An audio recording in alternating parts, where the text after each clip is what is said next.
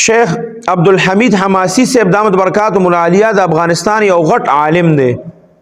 هغه فرمایل چې کله دی امریکا په افغانستان کې وکنه وی اغي یو ورځ وی مونږه طلبا چې هغه په جمعات کې ناستو او سبقونه وی وی دا امریکایان پوجیان راغله او وی په دې جمعات کې قرانونه پراته او په جمعات کې سره د بوټانو سره د سپلو ګرځیدل. وی زه چې راووتم چونکې وی ما خو کېدم تیر کړو زه خو پیژندم وی زه چې راووتم ما ته وی چې حماسي صاحب څنګه خیر طبیعت ښه دی وی خیر په خیر وسره وشو وی خیر په خیر مو سره وکړو خو وی زمونږ چې په کم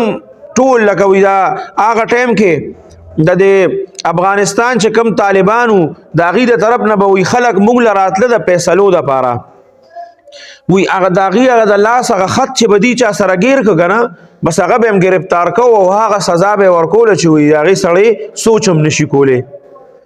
وی هغه ټایم کې څه کسان فیصلې دپاره راغلي وو وی په جیبونو کې ورسره د دکه د طالبانو د مشرانو د فیصلو دغه خطونه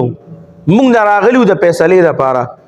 وی هغې هم سم یارېدل داسې مکمل دا رنګونه یې زیړو. وی ما ورته وی چې یارېږئ ما وی بیا ما ورته وی چې تاسو سره راغلي وی چې دلته دا یو استاد دی د سره هم کار دی. وی هغه استاد چې کله راووته که نه مکمل داسې یارېده وی ما ته وی چې حماسي صاحب ته ورته زما سپاره شو که نه ما ترې نه خلاص کا. وی ما هغه ته وی چې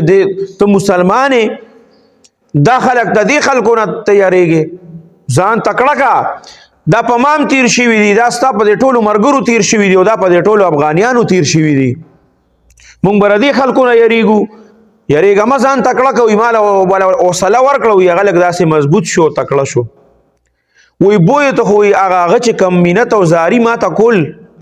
وی هغه ما د ذهن نه نه وتل.